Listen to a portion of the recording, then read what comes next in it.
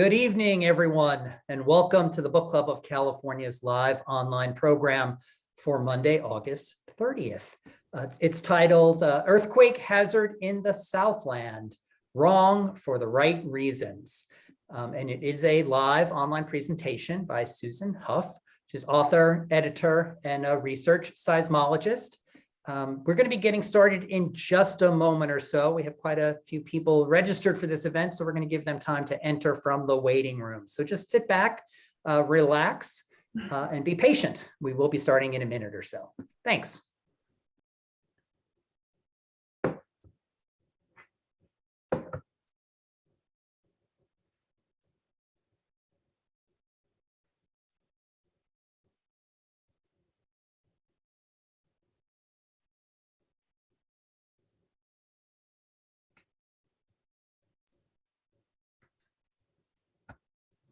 Good evening, everyone. If you've just joined us and you're here for the Book Club of California's live online program titled Earthquake Hazard in the Southland, Wrong for the Right Reasons, you're in the right place. We're going to be getting started in just a minute or so. We're letting folks in from the waiting room right now. So again, sit back, relax, and be patient. We will be starting shortly. Thanks.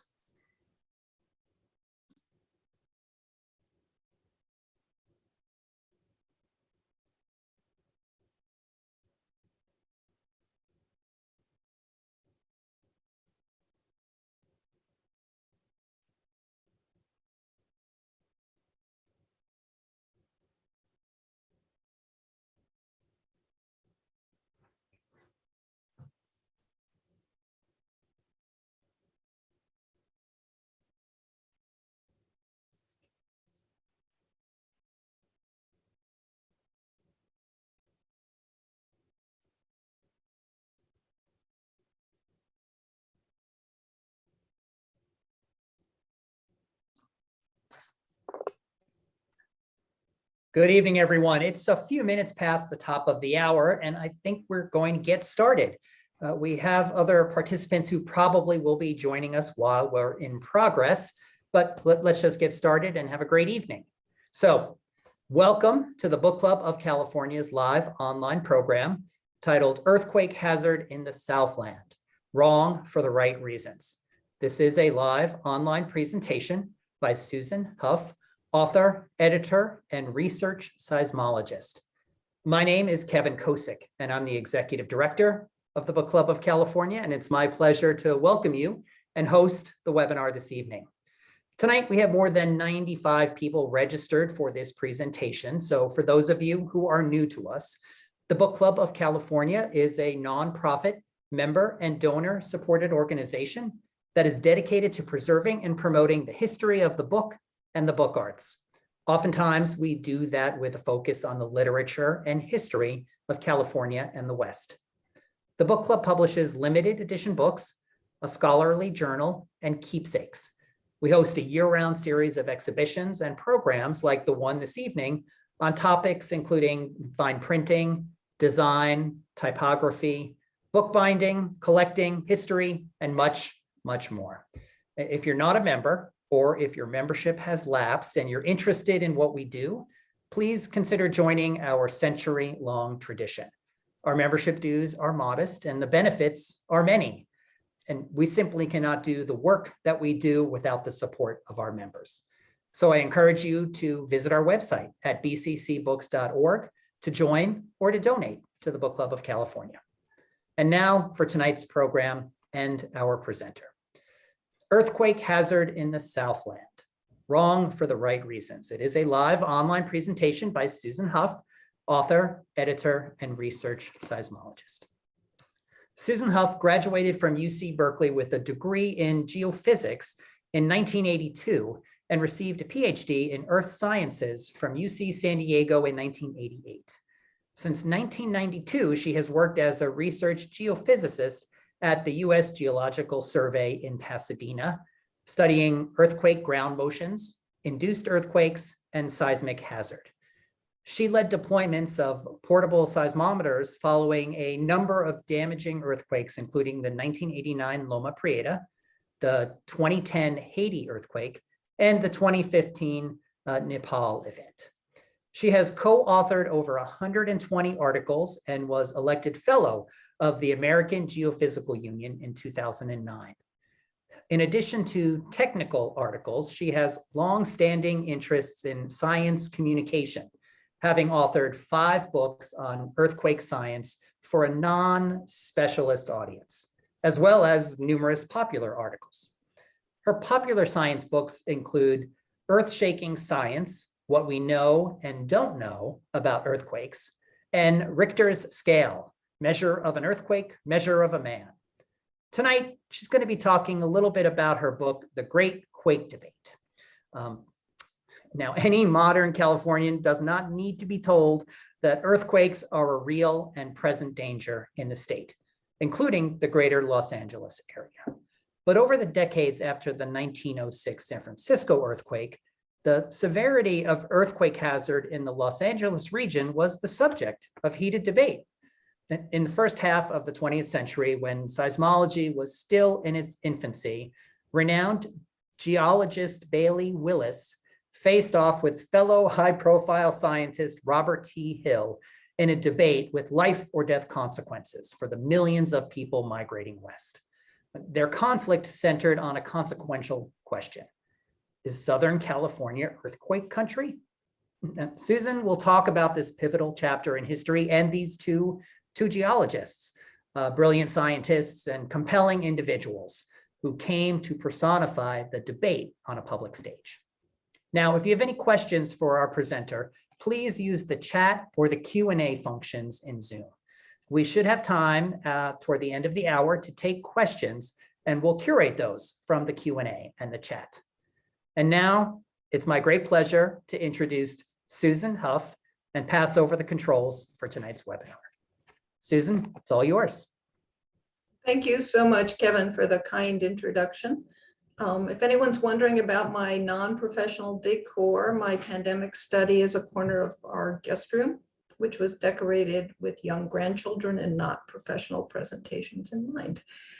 But when I talked to Kevin last week and he told me about the book club, my first thought was that I found my tribe. California history and books are 3 things very near and dear to my heart. So I'm actually looking forward to getting involved later as a participant. But for now, I look forward to talking a little bit about my latest book, The Great Quake Debate. The title is different from the one that went out for a reason that you'll see. What I decided to focus on for my talk. So the book, to a large extent, presents intertwined biographies of 2 very compelling individuals, and they both posed in this group photo of geologists in Harper's Ferry in the 1890s. Robert T. Hill is here, Bailey Willis is here. Incidentally, you can tell from this photo that geology traditionally has not been a terribly diverse field. Not only is everybody in this photo white and male, they all seem to have the same uniform and the same mustache. But excuse me.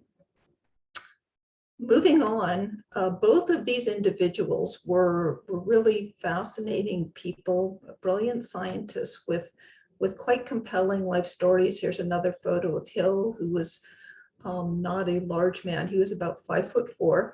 So he was born, both of them were born a few years before the Civil War and were shaped very strongly by their circumstances in completely different ways. Hill was born in Tennessee, and the Civil War crashed into his family life in a major way. His relatives fought in the war. His older brothers ran off to try to enlist. This was for the Confederacy, of course. His father, the house was confiscated. His father died. It wasn't young when Hill was young.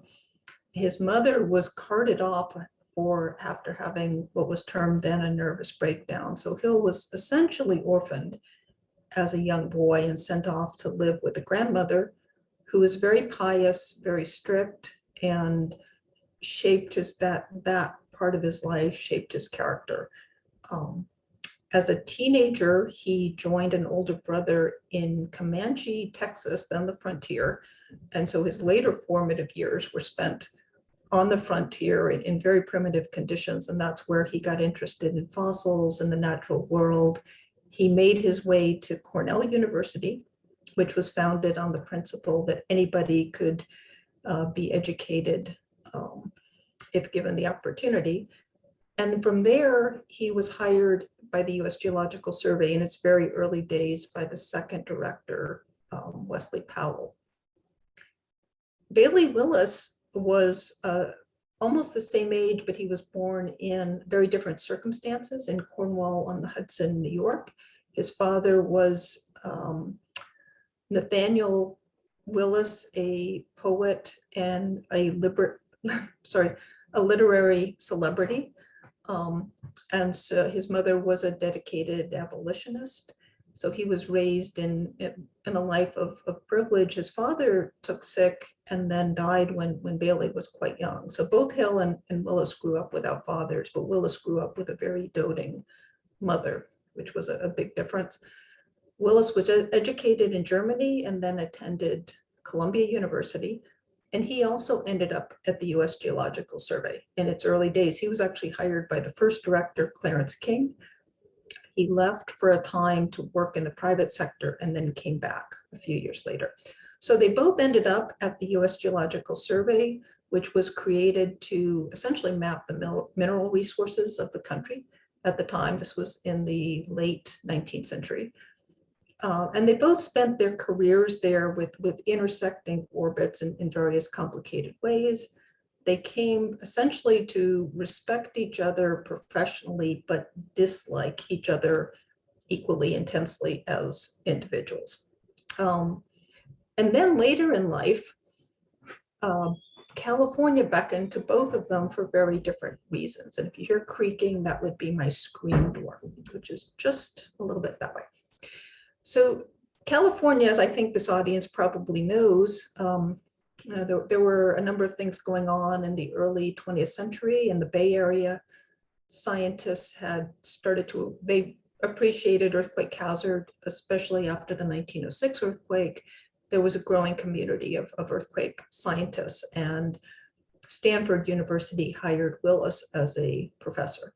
So that was capping off his long career. He also did some mapping in Central California at the time. Hill, in contrast, came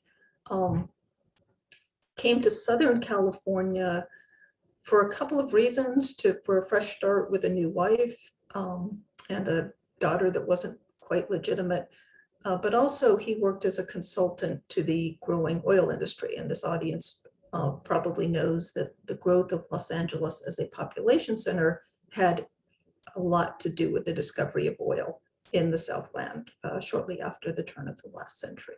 So Hill and Willis their orbits came back together in California. Neither one of them were seismologists, both were geologists, but they both ended up drawn into this Great Quake debate. So to sort of set the stage, the earthquake chronology, 1906 didn't lead to the recognition of earthquake hazard in the Bay Area. That was known before, but it really cemented that understanding. It led scientists to map almost the full San Andreas, so not just the part that broke in 1906, but they kept going all the way to San Gorgonio Pass. Around 1916, scientists started calling attention to hazard in Southern California and Los Angeles in particular. And this was the start of earthquake exploration, seismic monitoring in Southern California. And that started this debate about the extent of earthquake hazard in the Southland.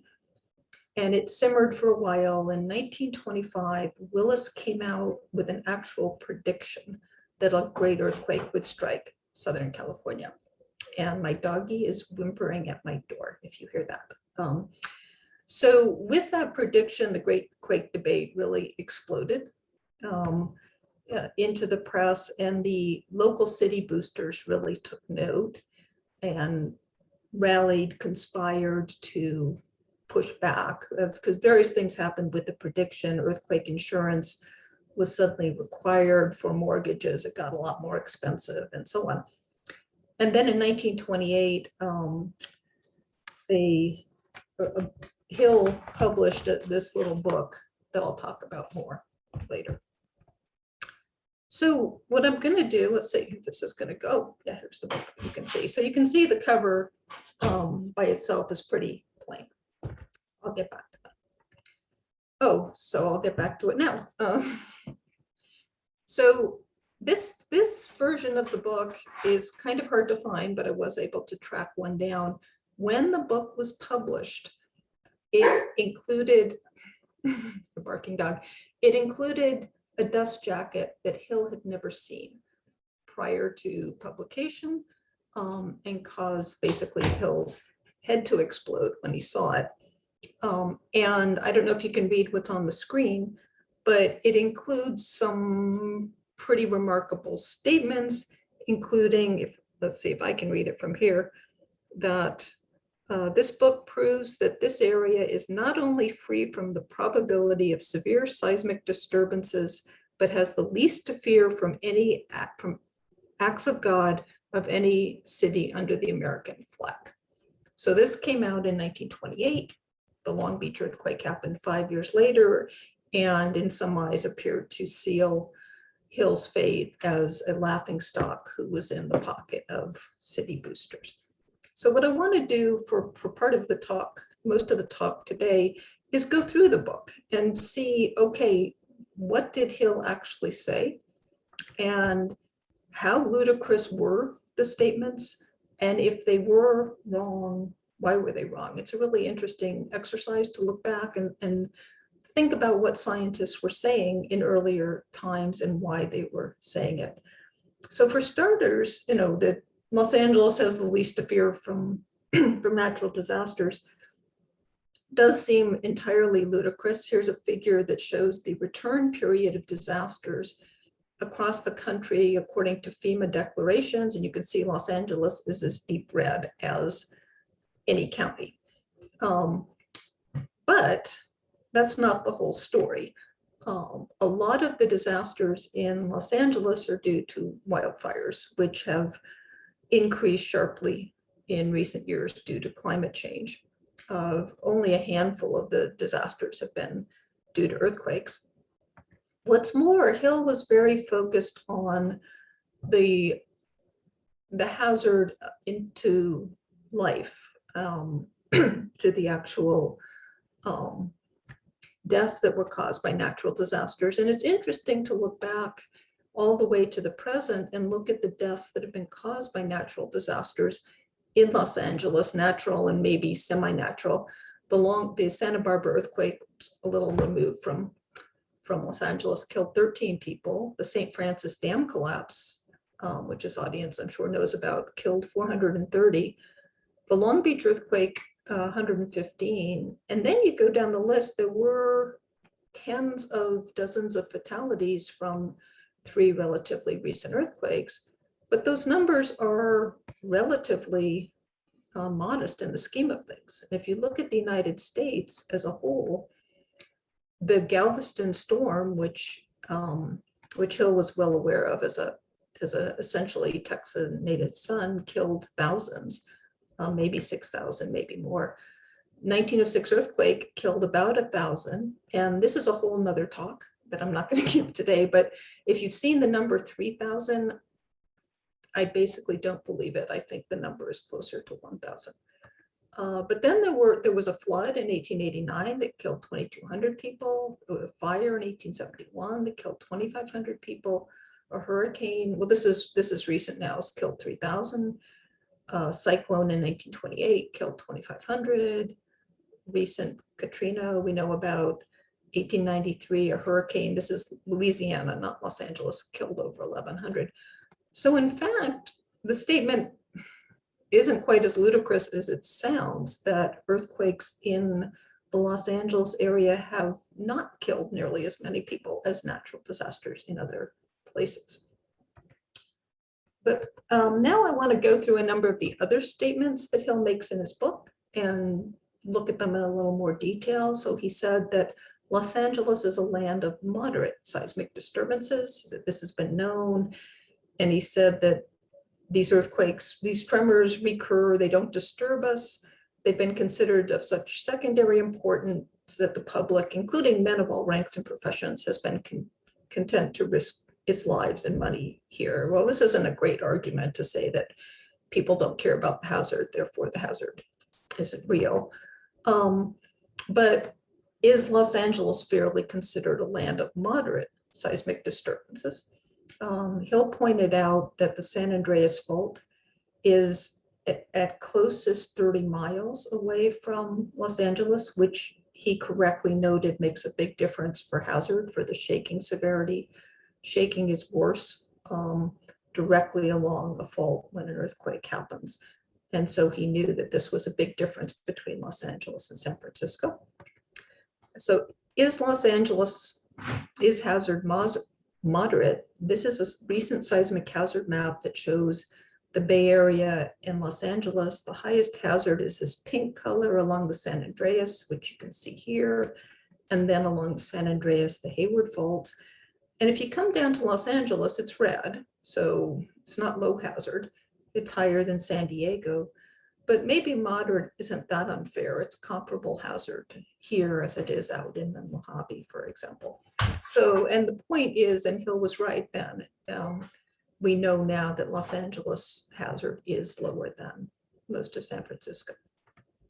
And this is as geeky as a slide as I'm going to show. This is what we call a hazard curve that plots different levels of acceleration versus the annual likelihood or the frequency of exceedance. And what I want to note here is the blue curve at the top is Los Angeles, so it has quite high hazard. You're likely to experience low levels of shaking here compared to San Francisco, which is this green. But by the time you get to damaging, really damaging levels of shaking, Los Angeles is, by modern estimates, significantly lower than San Francisco. So in that comparison, Hill was mostly right. And another point that he made was that damage reports tend to be exaggerated. And what were the effects of past earthquakes? And he noted that in these earlier earthquakes in 1812 and 1857, that the damage had been greatly overestimated. There was damage to old missions. A tower collapsed in 1812, and he noted that in each instance, the buildings of adobe mud were inferior in construction and of crushing and tensile strength so low that one wonders how they sustained their own walls.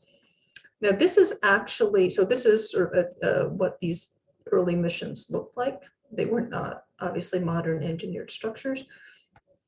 But this phenomenon of exaggerating earthquake damage is well known, and it continues to this day. So to get ahead of myself a little bit, this is a picture of a heavily damaged bakery building in Long Beach in 1933, and a souvenir booklet that was published shortly afterwards called this the most photographed building in Long Beach. Well, why was it photographed? Because it was dramatic.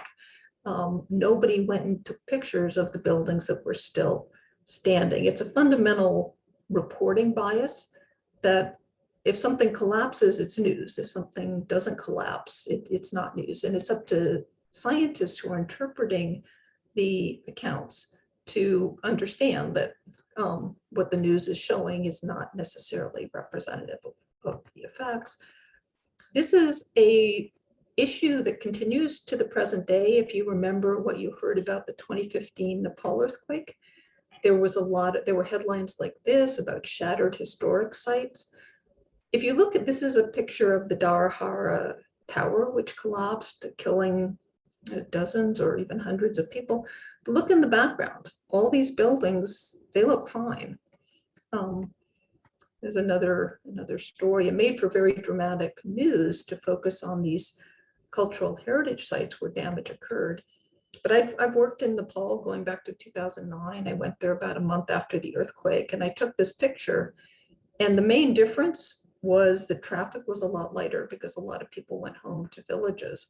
The driving around Kathmandu Valley for the most part, you wouldn't even know that a big earthquake had happened. And this was a 7.8 that was essentially a direct hit. It was right under the valley. Now, not to minimize the effects of that earthquake, near about 9,000 people lost their lives throughout the country, with some of the villages very hard hit. But the point remains that Hill was right. Then it's still a valid point now that the damage caused by earthquakes does tend to be exaggerated. So Hill additionally listed a long list of reasons why Los Angeles is different from San Francisco. And I'm not going to go through them all, but it goes down to 10. And I'll highlight just a couple of the things that he talked about. He talked about the Continental Shelf, which is the border between the continental crust and the seafloor. And for complicated reasons that I'm not going to go into, the borderland is farther offshore in Southern California than it is in Northern California. And this gets to a key issue that scientists of the day viewed faulting as an overwhelmingly vertical process. They had various theories to explain why things would go up and down. They didn't understand plate tectonics. They didn't understand that there are forces that generate lateral motion. So Hill wasn't sure of the details, but he knew about this geometry, and he thought this must be important for seismic hazard, and that this distance mattered for hazard in Los Angeles. So that was one of the things he talked about. And this statement is probably the most insightful wrong thing that he said, that seismic conditions in Los Angeles are probably declining, that the time of great movement was principally in the Pleistocene epoch, so in the distant past, millions of years ago, and we are living in a time of decreasing Earth movements. Well, where did he come up with that? So again, he didn't know about plate tectonics. We know now the crust is broken into these giant plates that move relative to one another. That framework was established in 1950s, 1960s, but certainly not in Hill's day. So this is a modern picture. You have the North American plate, the Pacific plate, and through California, you have a lateral fault system. But Hill didn't know that. He very astutely recognized that vertical faulting in the state must have been much more active in the past than it is now. And that was a sort of remarkable insight, given that he didn't have cosmogenic dating or anything like that. And in fact, if you go back millions of years before the San Andreas system developed, there was subduction going on and mountain building in California, and vertical faulting was more active then than it is now. So the recognition of lateral faulting goes back to Levi Nobel's observations in 1927 that rocks on different sides of the San Andreas had moved relative to one another sideways. And he wrote that these relations show that the movements along this fault have been of very great magnitude. This was greeted with such criticism and derision that Nobel actually recanted his position, and the recognition of lateral faulting wasn't made by the community for several more decades. So, excuse me. So this statement was based on misperceptions that were shared by the entire scientific community, not recognizing plate tectonics and lateral motions. But it was also really very insightful. And my voice is going, I apologize. Now, the statement in the book that's probably aged the least well is this one in red.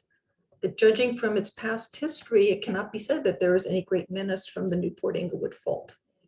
Its releases from strain have consisted of small vertical movements, sometimes frightening, sometimes slightly damaging, but at no time seriously dangerous. So again, this was 1928. Here's the Newport-Inglewood fault. It's discontinuous at the surface, but runs roughly from Huntington Beach up through about Culver City. And 5 years later, we know that it produced the magnitude 6.5 Long Beach earthquake that appeared to make a laughingstock of Hill in his little book. So here are a few of the pictures, very dramatic damage, this most photographed building. There was heavily damage in Compton and a few other places. So I've worked on this as in my day job as a scientist. I wanted to show you this little movie that shows one computer simulation of what happened in that earthquake. And so the earthquake started down near Huntington Beach, broke the fault up to about Long Beach, and it sent energy into the LA basin with especially strong shaking in Compton. So here again, one can consider whether Hill's statement was really as ludicrous as it appears, even knowing that the earthquake had happened. And one of the misperceptions, again, that Hill had and shared with the whole community is they didn't appreciate the nature of shaking from great earthquakes versus moderately large earthquakes. So here's two maps of shaking intensity from the 1906 earthquake versus the Northridge earthquake in 1994. And we know now that a great earthquake like San Francisco, magnitude 7.9, is large because it involves a break of a big swath of the fault. So it was about 400 kilometers. And we know now that, as was recognized at the time, shaking is strongest overwhelmingly in proximity to the fault. So if you have a very long break, you have a much bigger area that's subjected to very strong shaking, as you can see from these estimates. And these estimates all come from observations of damage and other effects. Whereas if you have a moderately large earthquake, the fault is smaller, so the area of the biggest effects is much smaller. But it turns out that the peak severity isn't that much different in some respects than a large earthquake. It's different in some ways, but in terms of peak severity of shaking, it's not as different as you might think. And that's something that wasn't recognized in Hill's time. So again, this statement, which didn't age well, the insight was the Newport-Inglewood fault is not nearly as active overall as the San Andreas, but there were a number of misperceptions that were not just Hill's, but on the part of the scientific community. And I'm not going to get into all of those in detail. And then the final point that Hill made in this list wasn't really pertaining to Los Angeles versus San Francisco, but he said that seismologists have been strenuously striving to ascertain methods for predicting the place and time of future earthquakes, with a hope that laws of periodicity of recurrences of shocks along fault lines might be established. The best authorities agree, however, that such methods have not been predicted. So this was directly aimed at Willis's prediction. And in this sense, Hill was absolutely right then, and he's still right now, that we are not able to predict earthquakes in the short term, nor are we able to say that an earthquake is likely within a few years, 3 to 10 years. We can do long-term earthquake forecasts, but we can't do that kind of short-term prediction. So the summary of this part of the talk and the main part of the talk, I like this quote that goes back a long way. We must not say every mistake is a foolish one. The book that Hill published, even with the dust jacket and the statements, is more insightful and less ludicrous than it might seem. But at this point, I'm going to stop showing slides, and I want to talk a little bit more about books. So again, well, maybe I didn't explain this, but Hill, during his years as a consultant, spent a lot of time mapping in Southern California under contract with the USGS, US Geological Survey. He put together a comprehensive encyclopedic report, but he was trying to do it with no support staff. And it was basically he wasn't able to get it done, and it would have been a Herculean effort. But he had, for years, he wanted to publish a synthesis of his observation, his magnum opus about Southern California geology. And he made a couple of starts at it. It never came together. And after Willis's prediction in the next couple of years, people approached him with an offer for the California Academy of Sciences to publish his book, which was very appealing to him. And I say people, I'm being vague on purpose. It's exactly how this came together is a little murky.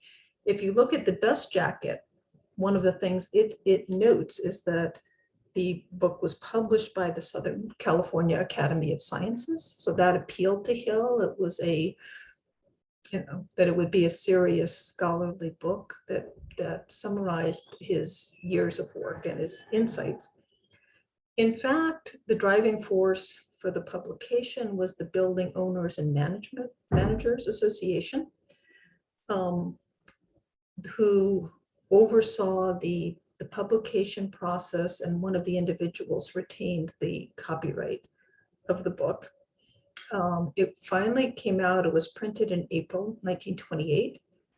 And if that date rings a bell to this audience, it's because it was about a month after the St. Francis Dam collapse disaster, which influenced the Great Quake Debate, in that both Willis and Hill were drawn in as geologists to try to figure out what had gone wrong, what had caused the dam collapse.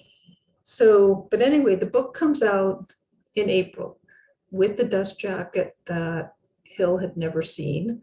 It includes these testimonials that had been collected very conveniently a year or two earlier at a dinner that was held in Hill's honor.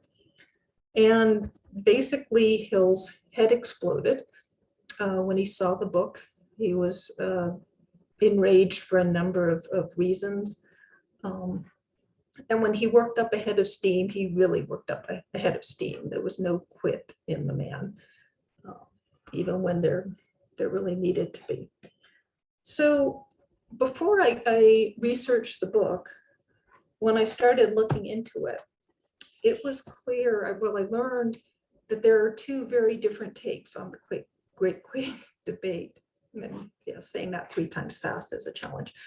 But a well-researched biography of Hill was published in the 1970s by Nancy Alexander. It mostly focuses on Hill's work in Texas, so he spent most of his career, or much of it, working out the geology of Texas. He's known sometimes as the father of Texas geology. So this book includes only a short chapter on Southern California. And just to read an excerpt of it, when Hill recounted the events and circumstances surrounding the publication of the book, he began to suspect that the page proofs he had received were different from those used by the editor, and that his corrections had been deliberately ignored. He was able to verify the date on which the book had been ordered to press. He hired detectives to investigate the matter, and his report indicated that the book was already in press before or at the time when Hill received the page proofs, a fact which gave evidence of Cooper's willful intent to deceive him. So Cooper was the representative of the Building Owner and Managers Association. He then pursued a legal case demanding $106,500 in damages plus attorney fees. So that's one take. And Nancy Alexander, for better or for worse, was able to talk to Hill's surviving daughter, who provided her with I'm sure some great insights. But a daughter is not necessarily the most reliable biographer. Justina, the daughter, also was in a position to know some things about the book, but not everything. She would have relied on Hill's accounts of things. In contrast, in the 90s, another generally well-researched book was published on the politics of hazard assessment and risk reduction. And just to read very briefly, so it talks about how city boosters were trying to shush up seismologists who were talking about hazard. And so very briefly, while Robinson did his part to silence local seismologists, the Building Owners and Managers Association of Los Angeles concentrated on directly discrediting Willis and his prediction. The main tool they used was Robert T. Hill, best known among his fellow geologists for his work on the geology and petroleum resources of Texas. In the mid-1910s, Hill had conducted some field work in Southern California for the US Geological Survey. The survey had not published his report on this work, considering it too rambling and incoherent. So that's the other view of the other version of the Great Quake Debate, was that Hill was this, was a petroleum geologist who had published a rambling and incoherent report and was a tool who was essentially in the back pocket of local business interests. And so when I dived into this, I really was motivated to figure out where the truth lay in between these two very different versions. And to figure that out, I was fortunate to have a mountain of excellent archival material. Bailey Willis wrote a lot of letters throughout his long life to his daughter, and I'm getting towards the end, I'm mindful of the time. He wrote to his mother early on, and then during his many travels, he wrote to his wife. His papers are mostly at the Huntington Library, which is just down the street from me. And reading his letters, you get the sense that he was writing for posterity. So it's a letter writer, it's always their version of events. With him, you got the sense that he was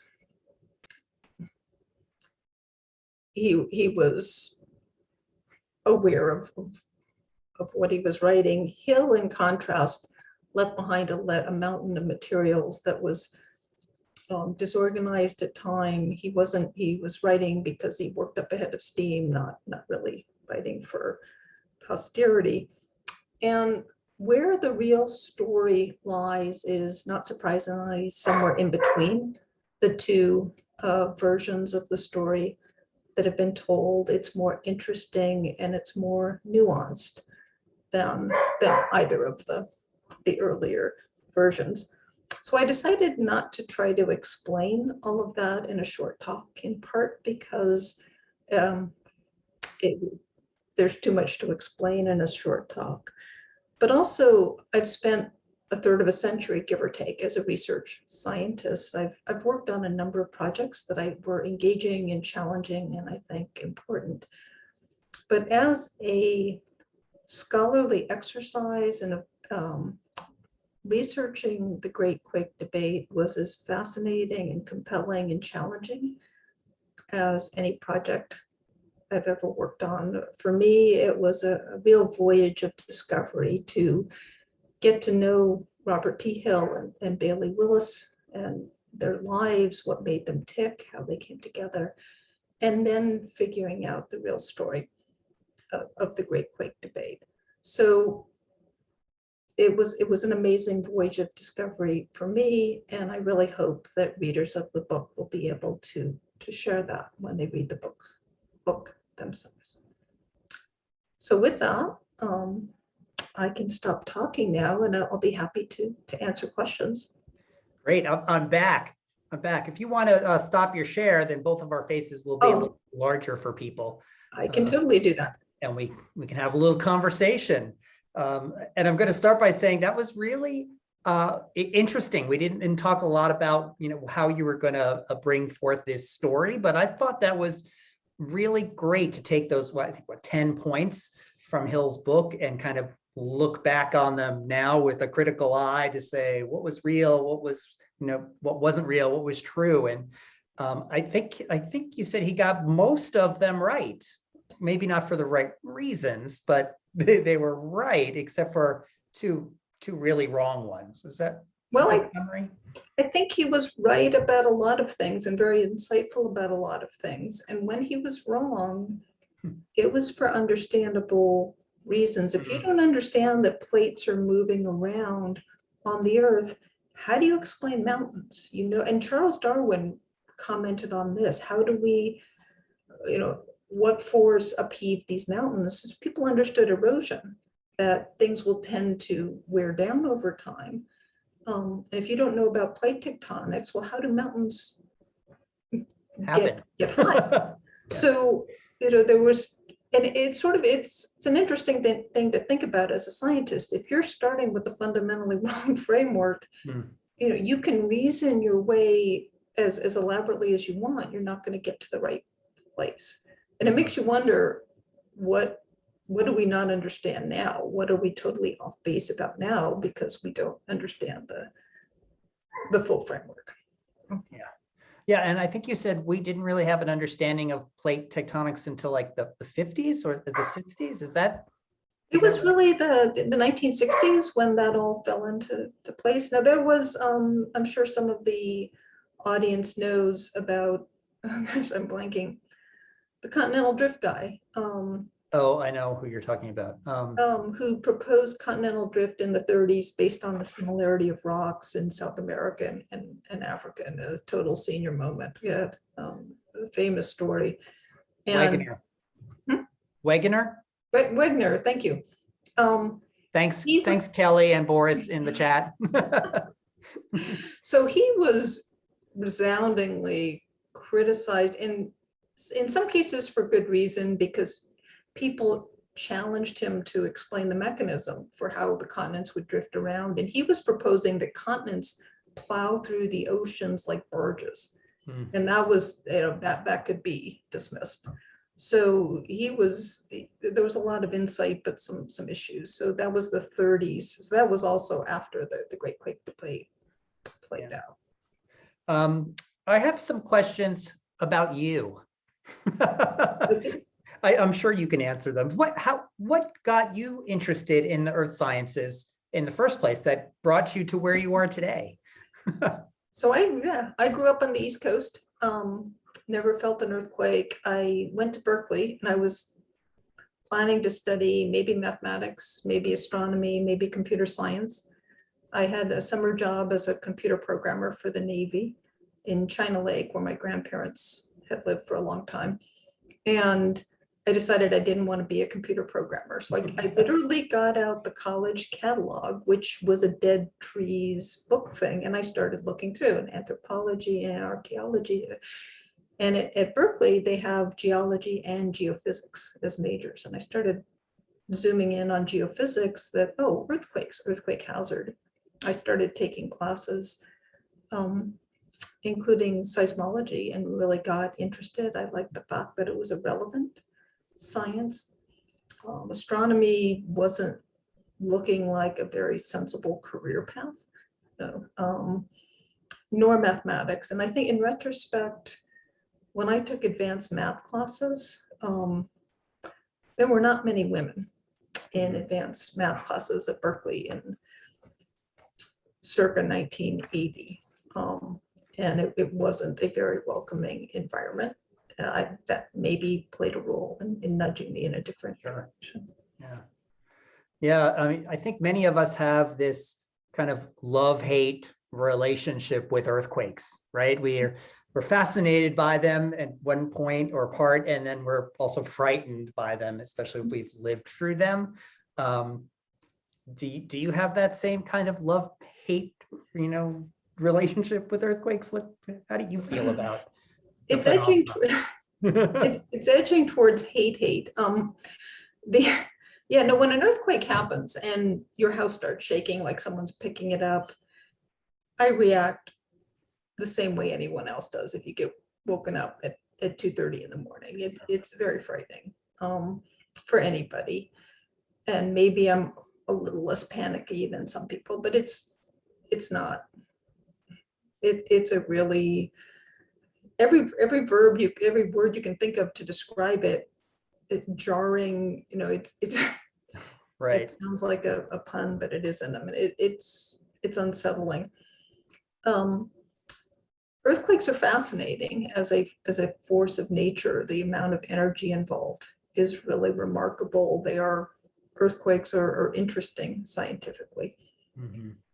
I say hate because in my day job, when a big earthquake happens, it's a hand grenade that's thrown into my life that if I end up responding or working on it, it takes a year typically out of my life where that's really what I'm focusing on. It's demanding all of my energy, and whatever I was doing goes out the window. So I am not eager for earthquakes to happen anywhere, basically. Yeah, we have some questions in the chat specifically about earthquake events, and I'll ask you about them and if you were part of them or if you lived through them or worked on them. But I want to talk a little bit more about the book itself. First, Hill's book to start, then we'll talk about your book. So who was the audience for that book? Like, the book was made, but who was it intended to go to, and were people buying it, or was it given to certain people?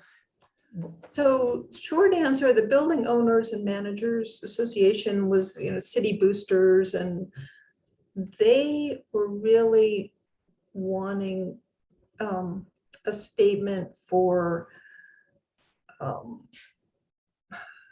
investors. Most of the capital was coming from the East Coast, and they didn't want capital being scared away because of earthquake risk. The building owners didn't want the insurance rates to be high, for example. So they were writing it. It was really written for, a certain, a specific audience or a few audiences, but the business community, basically. Right. And what was the edition size? Like, was it a large number of books that were made and sold or given out? Or do you I'm really not sure about that. It's not that hard to find if you go looking for it, in part because not that many people are looking for it. The dust jacket is the one.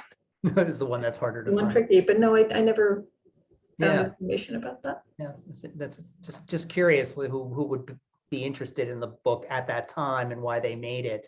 And you talked a little bit about somebody asked, is there a current iteration or equivalent of the early 20th century boosters today that are doing maybe this kind of stuff? It's an interesting question. Not that I think California has accepted its earthquake hazard. We're beyond arguing it, and California, I think, has really rallied to take steps to mitigate risk. And that's one thing that both Willis and Hill were saying the same thing, that with proper engineering and codes, the buildings don't have to be damaged. And the Long Beach earthquake actually really sparked risk mitigation efforts, the adoption of statewide building codes. So in a way, it's a good thing that earthquake happened when it did, or before the population growth really took off.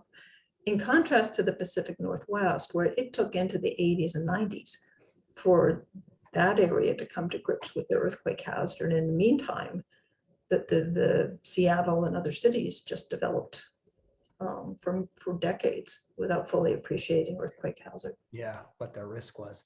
So let's talk a little bit about your book and the impetus for you writing your book, or this book, The Great Quake Debate. Clearly you have other books, and there were probably other reasons why you wrote those other books, inciting incidents perhaps, but let's talk about this one, and why did you want to tell this story about these folks? If people haven't seen it, the cover is very cool. That was the University of Washington Press, who did long story why it was published there, but they did a really nice job with the cover. I had done work on the 1925 Santa Barbara earthquake, which Bailey Willis had worked on. And so I went to the Huntington Library to read his papers to see what he said about that earthquake. And in the process, I started getting interested in him as a person. And then from there, I was like, well, who was this guy? And then from there, interested in the debate. And then, okay, well, Robert Hill, who was that guy? And it took a while. I had his biography, which was helpful. His papers are at SMU, which is not right down the road. So I had to get organized and travel there and do some archival research for that part of it. But yeah, and then, you learn that there's two very different versions of the story. Yeah, you got lucky that the Huntington was right there and they had all those papers. And also, Harry Wood has a supporting role in the story. He was a seismologist who was leading the charge to call attention to earthquake hazard in Southern California. His papers are at Caltech. So that part of it was very convenient. And Right. I finished the research in 2019, essentially finished writing the book.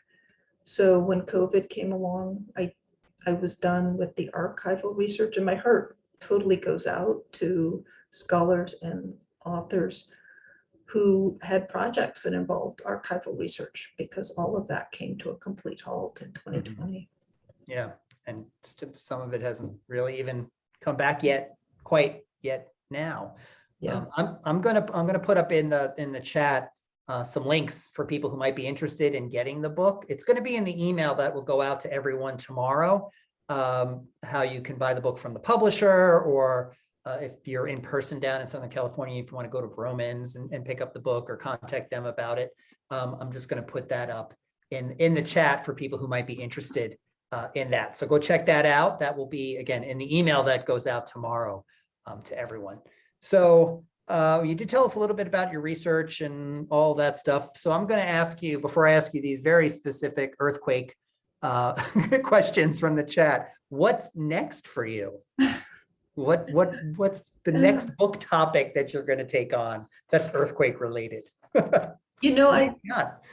don't have a project right now, and knowing that I can't get into archives is, sort of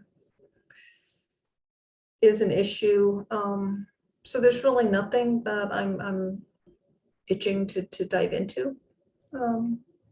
We'll see what hits me down the road. I have a couple of glimmers of thoughts, but nothing that I've really even tried to pull together. I think, like everybody, I've been just trying to keep swimming during the pandemic and do what needs to be done. And yeah, and other events in the world happen too. So there could be something that comes along and sweeps you away into another emergency of some kind.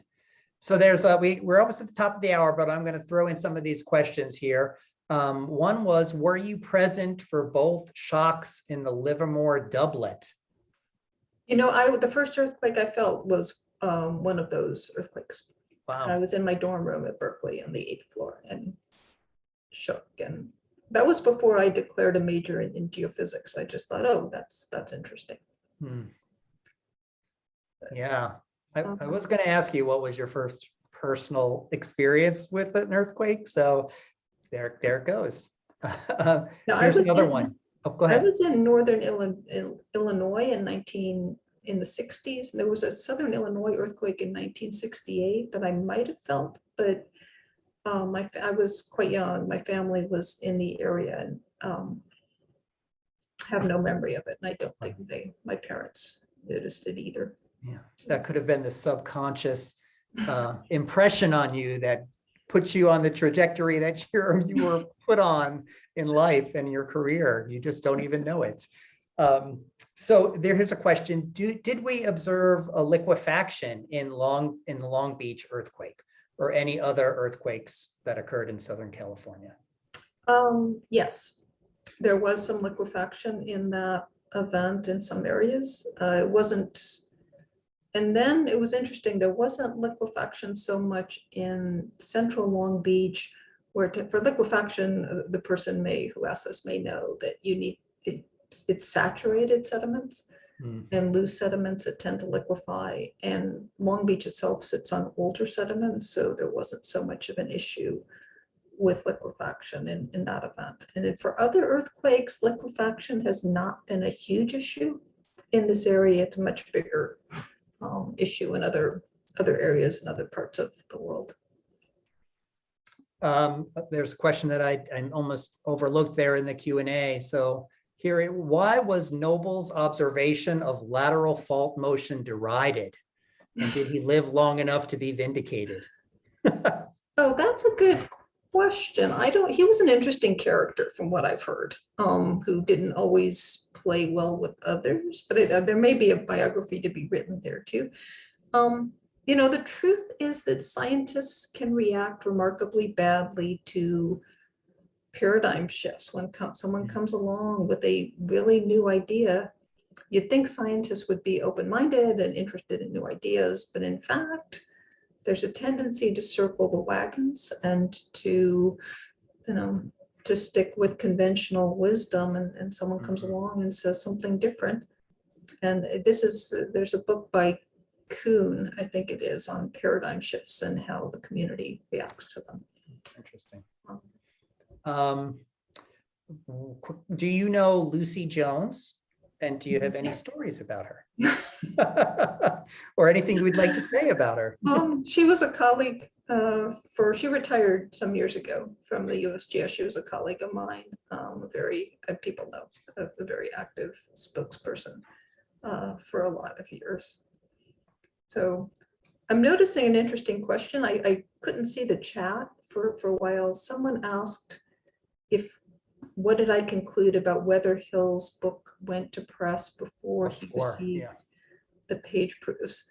And to give away a bit of the story, that's what he alleged, and that's what the biography said, but that must have come from his daughter. And he pressed a legal case, and he wrote this 80+ page manifesto to a judge explaining exactly how he had been wronged in the publication process. And if you looked at that carefully, what he could actually document and what he claimed were two different things. And he claimed that the book had gone to press before he got the page proofs. In fact, that may not be the true. real story. Yeah, I was going to ask that question and say, don't give away the whole answer, because we want people to actually, buy the book as well. But you can get it. You don't have to buy it. You can get it from the library. You can borrow it. Yes, you can do that. There is this great question here, and it was one of my closing questions, which is, what California fault concerns you most for the near future? Honestly, California as a whole, the Hayward fault is pretty scary. There's a long chronology established for that fault by digging into the strata and finding evidence of past earthquakes that broke different layers. And so, the geologists have recognized a dozen earthquakes going back in time that happen about every 150 years. The last one was over 150 years ago. Now, it's not alarming, because it's not like clockwork. There are estimates of gaps that are 200 years long. So the next earthquake could still be 50 years away.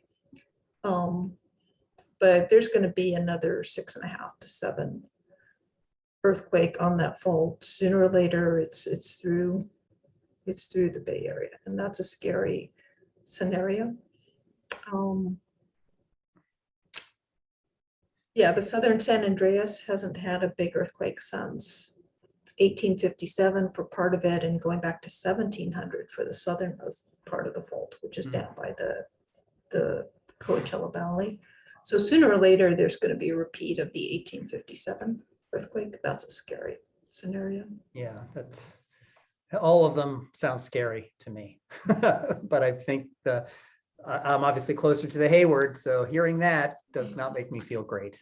But that's why we're at the end of the hour, to break the bad news to me at the end of the hour, which is totally great to do.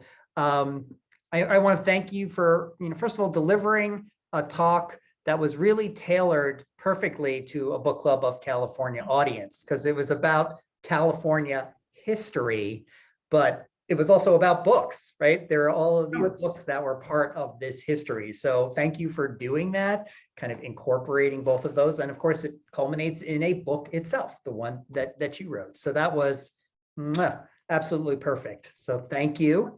And thanks for not giving away too much of the whole debate and all of the details, because we do want people to have their interest sparked, right? And to maybe go out and pick up the book, borrow the book, read the book and learn more for themselves. So that was great. So thank you. Thank you. And thanks really- to everyone who tuned in. I know everybody's out there is busy, so. Yeah. thank Well, you. and we should talk about having you come back in the future and talk about the 1906 San Francisco earthquake. You mentioned that a little bit. That might be a good topic. You know, there's a book to be written on that. There was a book written by Gladys Hansen who came up with that 3,000 figure. Mhm. And there's a whole story there. If I could get into archives and do research, I might be interested in looking at that, but I've done enough to Yeah. definitely have an opinion on that.